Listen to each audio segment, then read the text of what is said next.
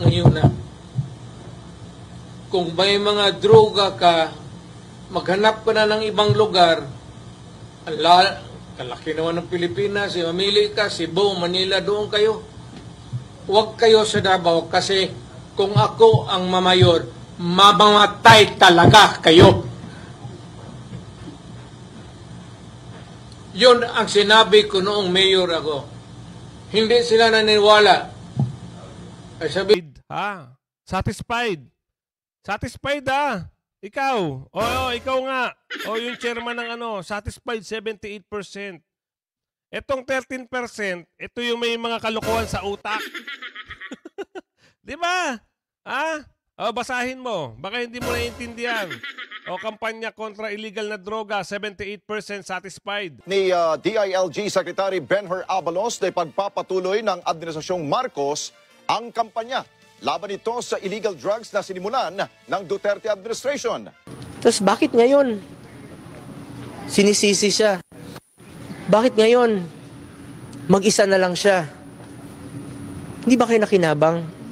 Hindi ba nakinabang ang mga kababayan nating Pilipino? Yes. Magandang araw sa inyo mga kasama at muli si Kuya Goods nagbabalik.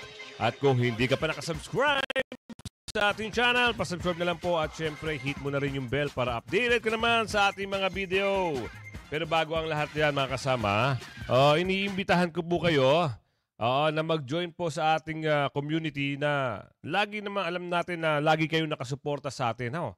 Isang community yan para lahat tayo ay sama-sama. So click nyo lang yung button dyan sa baba na join para makasali kayo sa ating mga community. Ito papasalamat muna tayo. Umabot na po ng 44,000 new subscribers. Maraming salamat.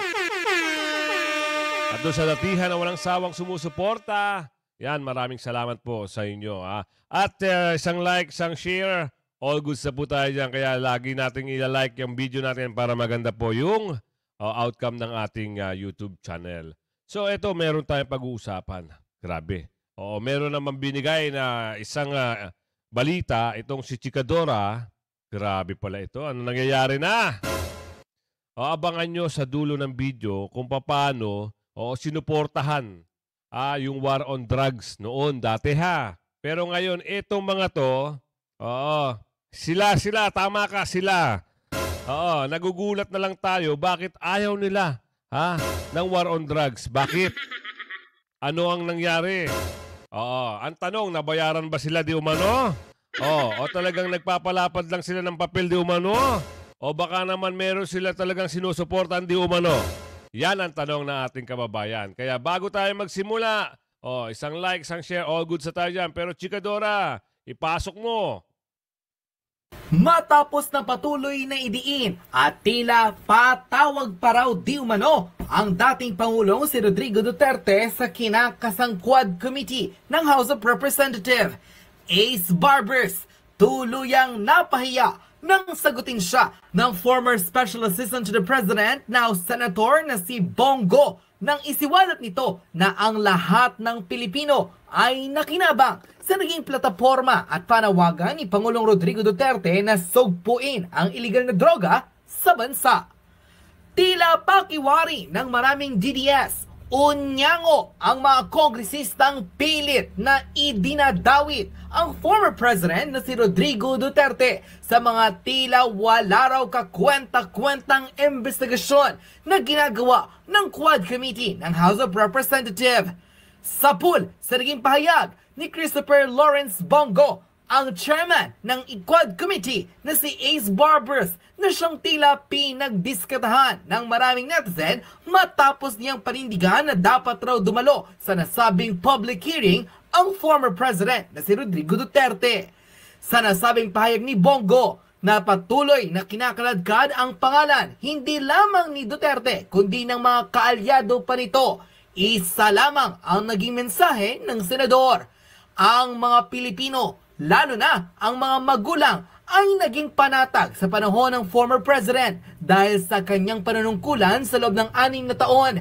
Nanahimik ang kalsada at walang pagala-galang durugista. Tama. Anumang oras sa panahong iyon, tila hindi nangangamba ang mga magulang na uuwi ng ligtas at buhay ang kanilang mga anak. At Tama. higit sa lahat, minsan ang napababa ni former President Duterte ang bilang ng mga durugista at pusher sa bansa at may mga ilan pa nga rito'y kusang sumuko para magbagong buhay. Nasa na raw ang mga kongresistang nooy pumapalakpak pa sa tuwing sona ng dating Pangulong si Rodrigo Duterte sa tuwing sasambitin nito ang kanyang plataforma kontra droga. Ngayon ay tila nagsama-sama raw ang mga mambabat sa ito para di umano'y hiyain at idiin ang former president sa kasalanan di umanong inaakusa nila sa dating Pangulo. Yan. Yan ang pag-uusapan natin mga kasama ngayon. Talaga na mga magugulat ka, bakit itong mga ito, bigla na lang bumabalimbing dumano. Noong panahon ng ating Pangulong Duterte, nung kanyang panunungkulan, nagdeklara ng war on drugs, marami po ang nakinabang. Isa rin po kayo sa nakinabang. Pumapalakpak pa kayo eh. Kayong mga nandyan sa kamera. Easy ka dyan, boy. Easy lang tayo, boy. Oo. Kayo, hindi namin malaman bakit nagkaganyan na kayo. Kaming mga mamamayang Pilipino, tuwan-tuwa, dahil mapayapa yung mga, meron kaming peace of mind na kahit sa oras ng gabi, yung mga kamag-anak namin na nagtatrabaho, na inaabot ng gabi, walang mangyayari kasi takot. Merong batas, merong pangil nung panahon na yun. At walang gumagawa ng katarantaduhan. No? Yan ang isang magandang nadulot ng war on drugs. May takot eh. Ano ngayon, sa panahon ngayon? Ano nangyari? Nagbabalikan na naman. Nakakalungkot lang, sa ganda ng ginawa ng Pangulo, siya lang ang Pangulo na kagawa noon na nagkaroon ng isang batas o ordinansa o implementation na lumalaban sa droga o iaalisin ng droga, kayo ang ngayon ay tutol na tutol at gusto nyo pang paimbestigahan. Samantalang kaming mamamayang Pilipino, tuwan-tuwa. Namimiss na nga namin eh. Yung katahimikan na meron kang malayang maglakad kung saan mo man gusto pumunta. Diba? Walang gagalaw sa'yo, walang hold up sa'yo. Tapos kayo ganyan pala ang gusto nyo. Sige, pakinggan natin kung ano yung sabi ni Senator Bongo na lahat kayo nakinabang. Sa SONA, palakpakan kayo ng palakpakan. Ngayon nangyayari na ito dahil ba meron kayong sinusunod? Ganyan na kayo? Sige, pasok mo, Senator Bongo. Tuwing binabanggit ni dating Pangulong Duterte ang war on drugs, nagpapalakpakan po ang lahat. Standing ovation po ang Kongreso at ang Senado. Dahil ramdam nila na may pagbabago po at tinupad ni dating Pangulong Duterte ang kanyang pinangako noon. Standing ovation. Tapos bakit ngayon sinisisi siya? Bakit ngayon mag-isa na lang siya? Tama. Hindi ba kayo nakinabang? Hindi ba nakinabang ang mga kababayan nating Pilipino? Yung mga anak natin na hindi nasasaktan? Di ba importante sa atin ang buhay ng ating mga anak, ng ating mga pamilya? Nakinabang kayo Nakinabang po ang Pilipino. Tinaya niya po ang kanyang buhay dito. Tapos ngayon, mag-isa na lang siya, puro sisi pang inabot. Sa tanong mo kanina, sabi niya, may inutos ba siya? Sa akin, hindi po siya nag-utos sa akin ng illegal. At kung sakali mang meron siyang iutos sa akin na illegal, hindi ko po susundin. Hindi rin po ako papayag na utusan ako ng illegal. Tama. At hindi rin po ako papayag na may mga reward system. Gawin nyo lang po ang trabaho, mandato po ng pulis na labanan po ang kriminalidad at illegal na droga. Gawin Yun nyo po ang trabaho isa ninyo. key. Kaya, Yung sinabi ni Senator Bongo, di ba? Trabaho ng mga kapulisin yan eh. Oo. Di ba? Trabaho niya manghuli ng mga durugista, mga drug lord. Ang nangyayari ngayon parang hindi eh. O itong mga nakaupo ngayon di umano, parang sila pa ngayon ang nakikita natin na parang nangyayari. Parang sila pa ngayon ang nagpuprotekta. Di ba? Kayo, i-analyze nyo kung ano yung sitwasyon ngayon dyan. Bakit itong mga to, gigil na gigil? Ha? Dapat nga suportahan pa nila eh. Ano, ito, meron akong papakitang slide sa inyo mga kasama na ang mamamayang Pilipino ay tuwan-tuwa po sa nangyari na nagkaroon ng war on drugs. Ha? Eh bakit kayo mga yan, mga kayo na nandyan, eh bakit gigil na gigil kayo at gusto nyo pang ipatawag ang dating Pangulo? Bakit? Ha? Bakit ano nangyari sa inyo? Ha? Nakikinabang ba kayo di umano? Yan lang ang tanong natin mga kababayan, ha? Baka naman meron naman talaga di umano, ha? Kaya ito pakinggan mo yung kampanya yung survey ng SWS, mga kasama. Ito yung way back 6 years ago. Nung panunungkulan ng ating dating Pangulo, masaya po ang tao, kampanya versus illegal na droga. Ito yung survey. Pasok mo. Suportado naman ng mga nakararaming Pilipinong kampanya ng pamahalaan kontra illegal na droga.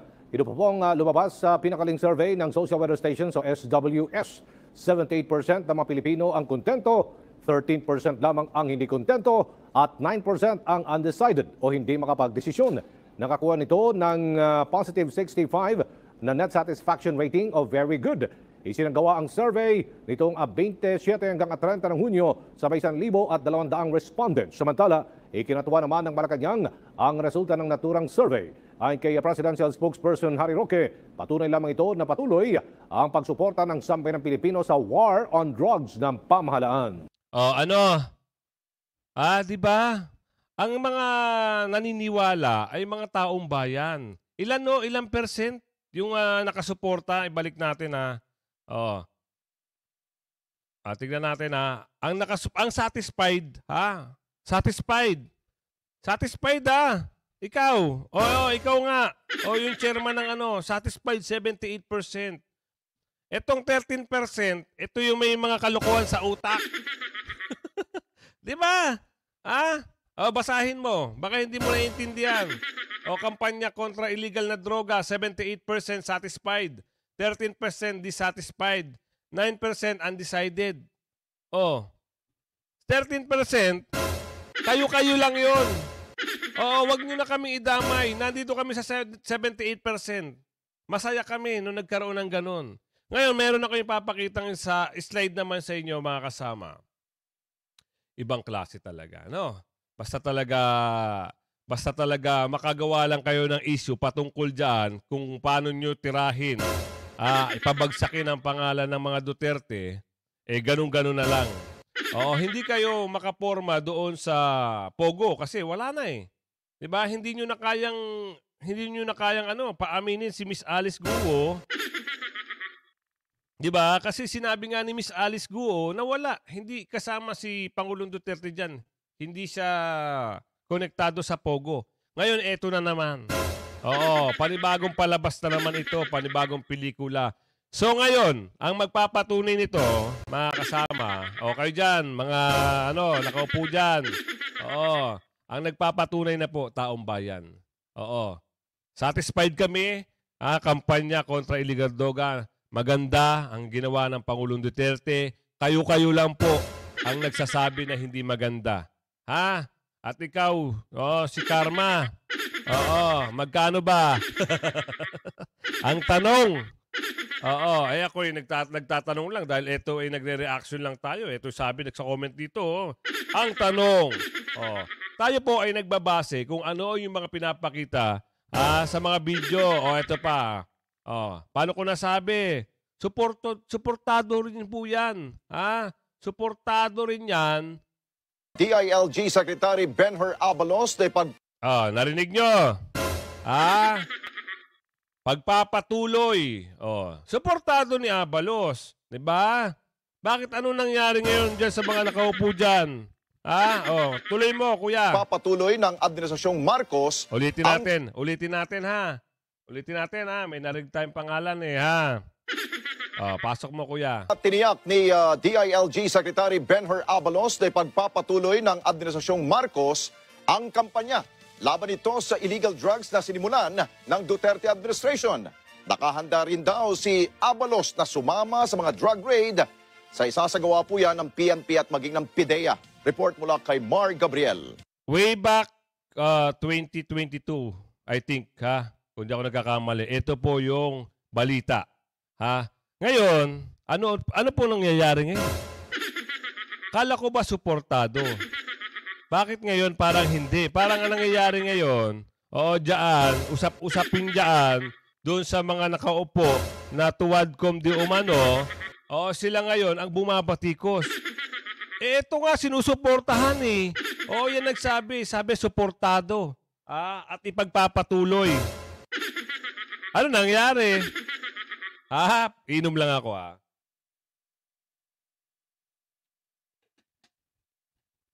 Ano na nangyari? Nasuportahan ba? Kayo mga kasama, kung kayo po ang tatanungin, sa comment section, sa tingin nyo nasuportahan po ba? Nung nagpalit na ng administrasyon? Yan, itype nyo po dyan sa comment section kung nasuportahan. At kung hindi naman, itype nyo rin po na hindi naman po talaga. Yun lang tayo ay gumagawa lang ng reaction. Tuloy mo, ano pa dyan meron, kuya? Kasabay ng pagsisimula ng kanyang trabaho bilang bagong kalihim ng DILG, tiniyak ni Secretary Benhur Abalos na ipagpapatuloy niya ang maigting na kampanya laban sa iligal na droga na inilunsad ng Administrasyong Duterte. Ayon sa kalihim, hindi nila hayaan na masayang ang magandang momentum ng war on drugs na nagresulta sa paghina ng mga drug syndicate. Handa rin daw si Abalos na sumama mismo sa mga drug operation na ikinakasa ng PNP. Kasama talaga ako rito to show people at to give motivation to our police and to show them that ang gagawing mga raids is in accordance with the law. Okay? So yun ang sinabi ko sa ating kapulisyahan tungkol dito. Okay. At of course, yung kamukha na sinabi ko, iikot kami sa buong Pilipinas dito. All regions, ikutin namin. Ano nangyari? Kayo po ang tinatanong natin, mga kababayan na laging nakasuporta sa ating channel. Kung nakita nyo kung ano yung message niya dyan, sa tingin nyo ba, nagampanan ba? O ngayon ay dumadami na naman di umano? Ayan po ay tanong lang. So tayo ay, kaya naman po, meron naman akong sasabihin sa inyo. Ito lang Kaya naman po siguro,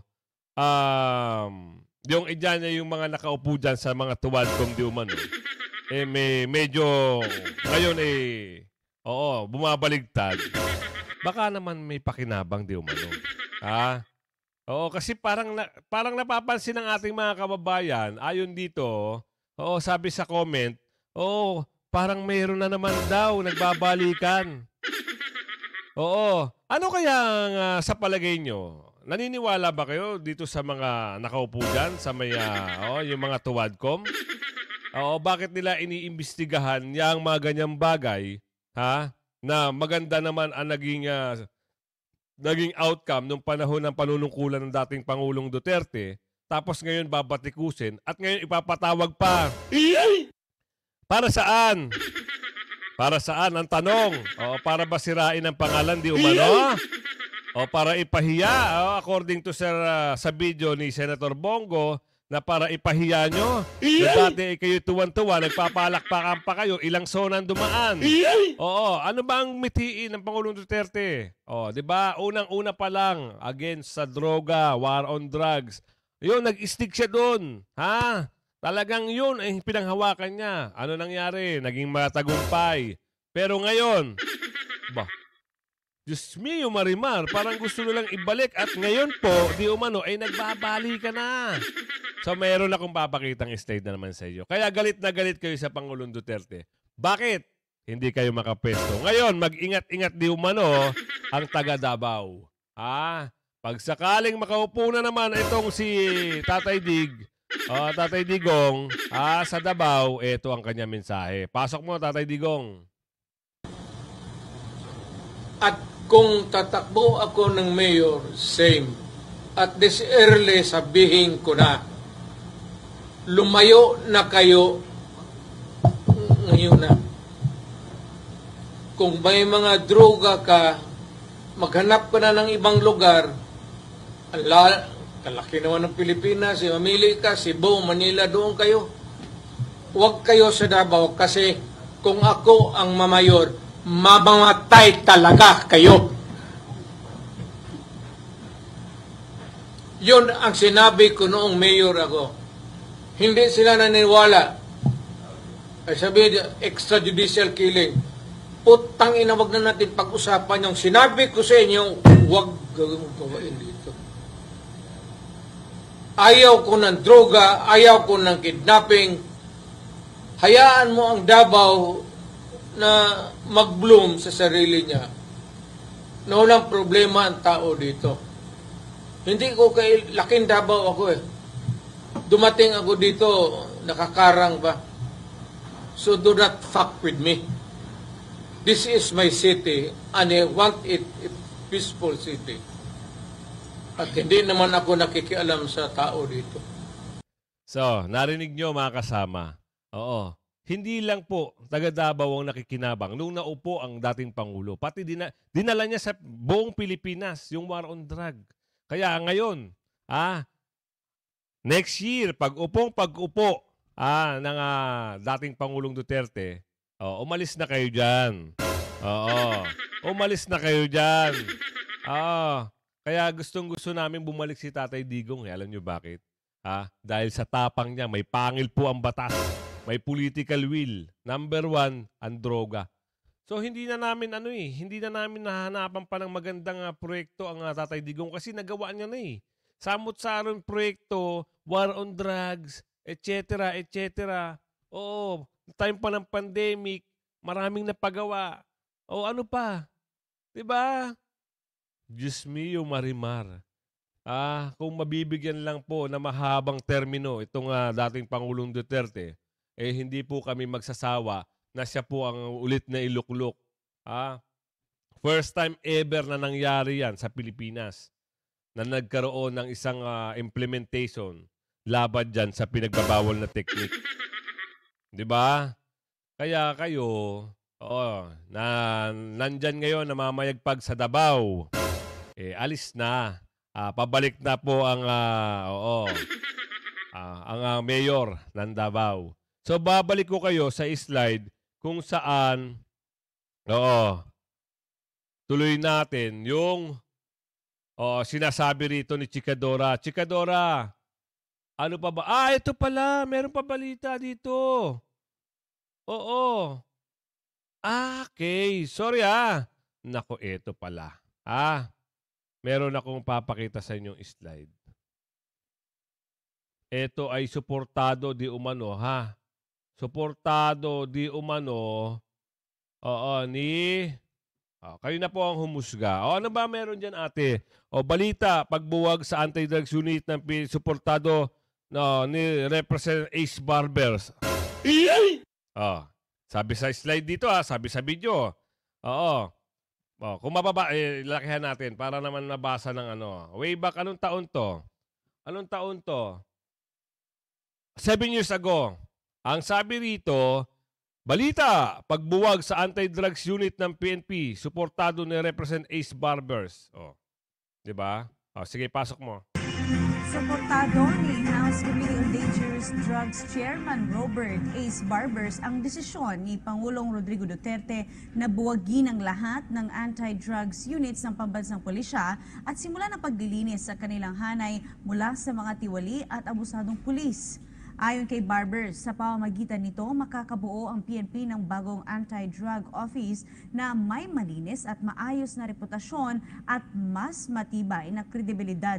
Ngunit upang magawa ito, kinakailangan umano sa laing mabuti ng PNP ang mga pulis na kanilang itatalaga sa naturang unit.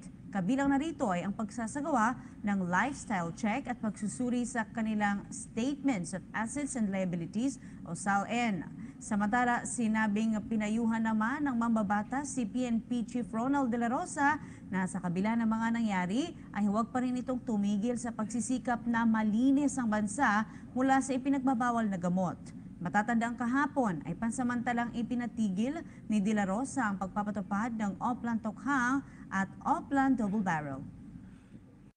So, eto mga kasama, ito po ay... Oo. Bakit? Ha? Bakit binuwag? Nagkakaroon na ba kayo ng idea? Bakit binuwag yon? Diyos mio, Marimar.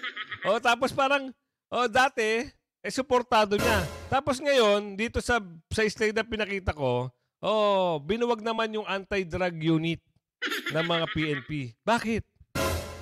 Naku, nagkakaroon na ata ng idea mga kababayan natin Pilipino, ha? Hindi niya suportado.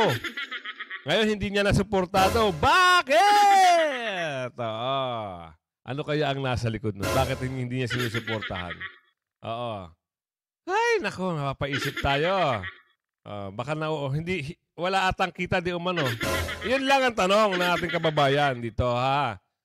Balik natin kay Chikadora. Chikadora, pwede niyo ba sa aming ikwento pa?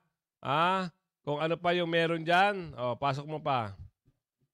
Chikadora. Narito ang buong pahayag ng senador na si Christopher Lawrence Bongo kung saan hindi napigilang isiwalat ang buong katotohanan sa mga mambabatas na nakinabang sa nooy naging panawagan ni former President Duterte na sugpuin ang illegal na droga sa bansa. Narito at panoorin ng full video. Ang sabi namin dito sa Quadcom, kami ay fair, kami ay just, kami po ay sa katotohanan lamang. No? Dahil ganyan ang aming layunin, ganyan ang aming objective, binibigyan namin ng pagkakataon kung sino man ang dapat bigyan ng pagkakataon na dito lumalabas sa aming investigation. Meaning, pagka ikaw ay nabanggit, ikaw ay napatungkulan ng kahit sinong witness, bibigyan po namin kayong pagkakataon sumagot. And that's the reason why we've been sending out invitations sa aming paniwala. Ito yung pagkakataon, due process. No? Pero kagaya sa posisyon ng ating dating Pangulo, we always extend yung courtesy sa kanya because we respect kung ano man yung kanyang opinion tungkol dito sa invitation na ito. Kaya although nagkaroon ng motion kahapon ang ating Senior Deputy Speaker, Dong Gonzales, na imbitahan ng dating Pangulo, ganun din yung nangyari sa Committee on Human Rights na kung saan inimbitahan din ng dating Pangulo. Kung hindi sila umattend, we will extend the courtesy to them. Yun lang ang posisyon ng... Lahat ng SONA 2016 up to 2021, 6 na SONA. Tuwing binabanggit ni dating Pangulong Duterte ang war on drugs, nagpapalakpakan po ang lahat. Standing ovation po ang Kongreso at ang Senado. Dahil ramdam nila na may pagbabago po at tinupad ni dating Pangulong Duterte ang kanyang pinangako noon. Standing ovation. Tapos bakit ngayon sinisisi siya? Bakit ngayon mag-isa na lang siya? Hindi ba kayo nakinabang? Hindi ba nakinabang ang mga kababayan nating Pilipino? Yung mga anak natin na hindi nasasaktan? Di ba importante sa atin ang buhay ng ating mga anak, ng ating mga pamilya? Nakinabang kayo Nakinabang po ang Pilipino. Tinaya niya po ang kanyang buhay dito. Tapos ngayon, mag-isa na lang siya, puro sisi pang inabot. Sa tanong mo kanina, sabi niya, may inutos ba siya? Sa akin, hindi po siya nag-utos sa akin ng illegal. At kung sakali mang meron siyang iutos sa akin na illegal, hindi ko po susundin. Hindi rin po ako papayag na utusan ako ng illegal. At hindi rin po ako papayag na may mga reward system. Gawin niyo lang po ang trabaho, mandato po ng pulis na labanan po ang kriminalidad at illegal na droga. Gawin niyo po ang trabaho ninyo. Kaya nga po kami full support sa inyo, sinusuporta namin kayo sa inyong trabaho. Pero sa inyong operations, hindi ho ako nakikialam. Yun ha. Hayaan na po natin ang taong bayan ang humusga. Kung mas nakakalakad ba ang mga anak natin na hindi nasasaktan, hindi nababastos ng mga drug addict nung panahon po ni dating Pangulong Duterte. Alam nyo, pag bumalik ang illegal na droga, babalik po ang korupsyon sa gobyerno, babalik po ang kriminalidad. Tama. Ang taong bayan na po ang humusga kung nakinabang ba ang Pilipino sa ginawa niyang strong stance against illegal drugs nung panahon niya bilang Pangulo. Yan ang isa sa kanyang pinangako. 2016, yan ang kanyang pinangako sa Pilipino. Lalabanan niya. I assure you, Kuya Bong, ina-assure ko sa'yo na nakikinabang po ang mga mamamayang Pilipino dyan sa ginawa ng dating Pangulo. Lahat po, 78%, doon pa lang, way back doon sa slide na pinakita natin, na 78% po, tuwan-tuwa ang mga mamamayang Pilipino. Doon lang sa 13%, nagtataka tayo, baka sila yung nasa likod nun, di umano, Sila yung mga tao, na nasa likod, di umano nun. Okay? Tuloy. Ang illegal na droga, lalabanan niya po ang kriminalidad. Nakinabang tayo, yung mga OFWs, may peace of mind sila na nagtatrabaho sa abroad na hindi nasasaktan ang kanilang mga anak at hindi nababastos ang kanilang mga anak na naglalakad sa gabi. Nakakauwi ng safe, nakakauwi ng hindi nasasaktan. Pag bumalik ang illegal na droga, mas nakakatakot.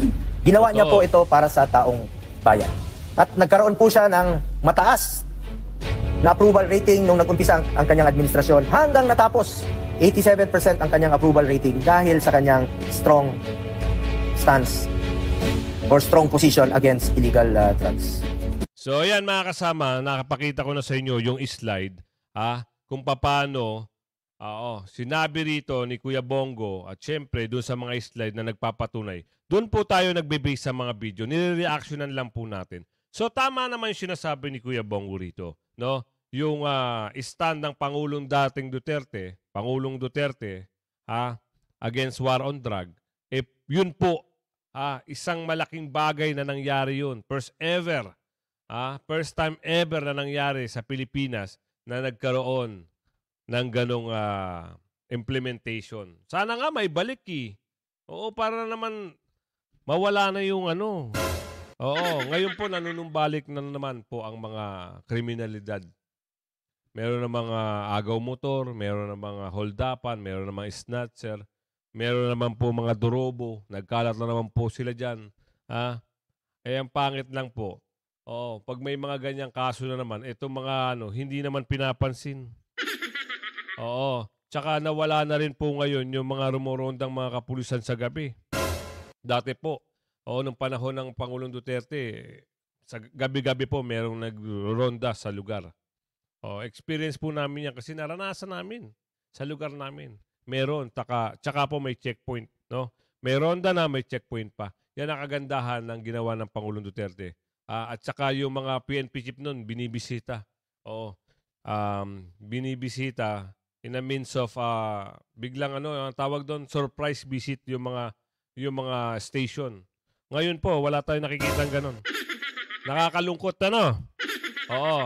Ang nababalitaan natin ngayon, nauubos di umano at wala na namang proyekto. Yon ang nababalitaan natin. Kaya kayo mga kasama, kung alam nyo, yung nababalitaan nyo sa lugar nyo, na naniniwala ba kayo na nauubos ngayon ng kaban ng bayan na wala namang pinatutunguhan at napupunta lang sa ayuda Republic di umano. So ngayon kung kayo po ay natuwa, mag-comment po kayo. Magbigay kayo ng komento at reaction sa comment section. Hanggang sa muli, magandang umaga. Mabuhay kayong lahat. Bye-bye!